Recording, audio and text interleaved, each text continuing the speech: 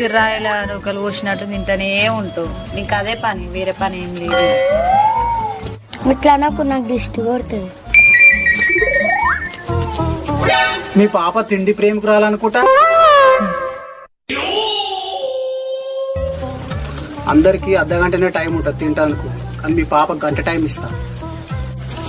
అసలు lunch time ఎన్ని గంటలు పిల్లలకి? అర్ధగంట అమ్మా. మరి ఈమెకెందుకు స్పెషల్ గా గంట టైము? ఆహార ప్రేమికురాల్లాగా ఉంది కాబట్టి ఒక గంట టైం ఇస్తున్నాం మీ పాపకు. గట్లయితే పోతున్నా చిన్న మమ్మీ. చిన్న మమ్మీ పెద్ద మమ్మీ ఏంది? మమ్మీలు 2 రకాలు ఉంటారా?